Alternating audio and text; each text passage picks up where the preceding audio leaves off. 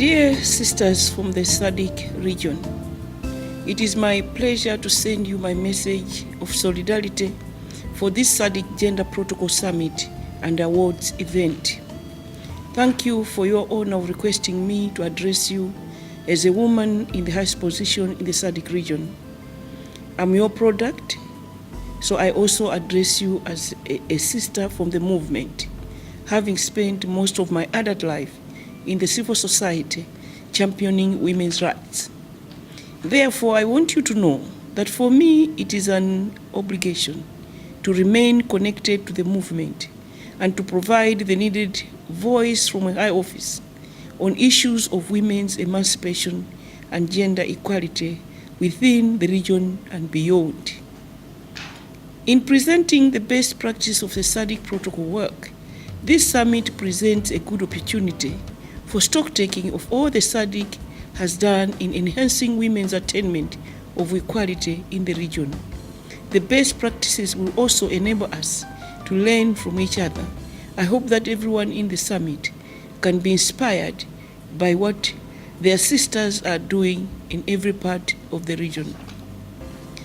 Because we know that there is so much more work yet to be done if we are to achieve the target of implementation of the Sadc Gender Protocol by 2015. In my view, things are moving in the right direction. The 2012 Barometer report records a high a rise in the Southern African Gender and Development Index by 2 percentage points, from 64% to 66%. And the women and men in Southern Africa gave their governments a score of 57%, up 2% on last year, using the Citizens Scorecard. But whilst we have made progress, we are not moving fast enough, with the deadline for implementation of the protocol only 2 years away. I therefore wish to draw your particular attention to the issues marked as red light, exposing the challenges that are yet to overcome in the region. I am particularly concerned with the contradictions that exist between customary law and statutory law in most countries, the decline of representation of women in decision-making at local and national levels in some countries, the inequalities that exist in higher education, especially to the disadvantaged of girls, and glaring marginalization of women in economic activities, peace and security matters, and the pervasive nature of maternal mortality, gender-based violence, HIV and AIDS, and the weak focus of gender in media-related matters. What I have cited are areas that we need to accelerate our efforts on in order to make tangible achievements in attaining gender equality. We have done well in other sectors. We must celebrate this. And the best practices that you are sharing are a clear testimony that change is possible. We just have to urge our governments and all stakeholders to work harder.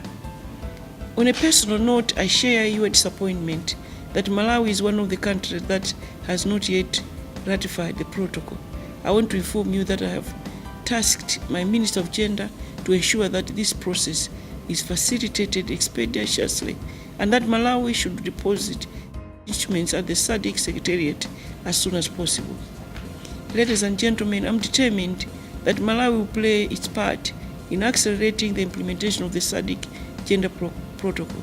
I keep saying that there will be no better time for women in Malawi than now, when a fellow woman is sitting in the driving seat. As a president, I have appointed many women to senior leadership positions and will continue to do so.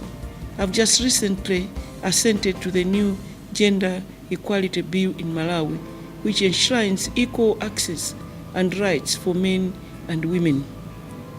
And I will continue to champion women's health and girls' education through the Presidential Initiative on Maternal Health and Safe Motherhood. I just want to share with my fellow women that in Malawi I have recently appointed the head of the civil service, the chief secretary, and also the acting chief justice. Malawi has elections next year, and I'm determined we will use the opportunity to bring more female MPs across parties to our parliament than ever before, as well as, I hope, continuing to have a woman president. In this regard, I fully endorse the 50-50 campaign championed by the NGO Gender Network and the Ministry of Gender. Let me close by wishing all of you a fruitful summit. It is work by organizations such as Gender Links and all civil society organizations in the Southern Africa Protocol Alliance that will continue to make progress towards gender equality. You and I know that political leadership cannot affect change on their own. We rely on those of you outside to hold us to account for the commitments we have made, and also we rely on your endless work to support women on the ground. I want you to be assured that I will tirelessly work with my sisters, Right Honorable Joyce Mujuru, Her Excellency Nkosazana Dlamini Zuma, and many women leaders across our Sadc region to ensure that our aspiration of gender equality remains alive. Thank you for your attention, and may God bless you.